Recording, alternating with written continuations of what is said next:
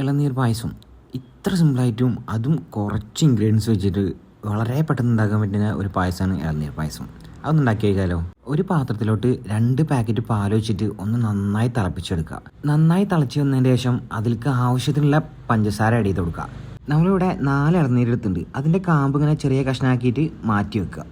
എന്നിട്ട് അതിലോട്ട് നല്ല കട്ടിയുള്ള 1/4 പാല്, അതായത് തേങ്ങാപ്പാൽ ആഡ് ചെയ്ത് കൊടുക്കുക. പിന്നെ നമ്മൾ അതിലേക്ക് ആഡ് ചെയ്യുന്നത് നേരത്തെ മാറ്റി വെച്ച കാമ്പുണ്ടല്ലോ, അതും വെള്ളം കൂടി ജ്യൂസ് അടിച്ച മിക്സ് നേരെ അതിലേക്ക് ഇട്ട് കൊടുക്കുക. പിന്നെ ഒരു 2 ഏലക്കായ ചതച്ച് ഇട്ട് കൊടുത്തിട്ട് നേരത്തെ നമ്മൾ ചെറിയ കഷ്ണമാക്കി അരിഞ്ഞ് വെച്ചില്ലേ, അതും കൂടെ ആഡ് ചെയ്തിട്ട് നന്നായി ഇളക്കി മിക്സ് ചെയ്യുക. ഈ നേരത്തെ നമ്മൾ സ്റ്റൗ ഓഫ് ചെയ്ത് കൊള്ളിട്ടാണ്.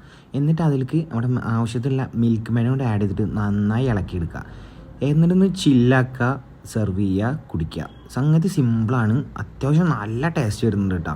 അപ്പോൾ എന്തായാലും ഉണ്ടാക്കി വെക്കുക, ഉണ്ടാക്കി ഫീഡ്ബാക്ക് അറിയിക്കുക. എന്തായാലും യൂട്യൂബിലും ഇൻസ്റ്റയിലൊക്കെ വരുന്ന സജഷൻസൊക്കെ ട്രൈ ചെയ്യാമെന്ന് പറഞ്ഞുകൊണ്ട് അടുത്തൊരു വീഡിയോ കാണാം. ബൈ.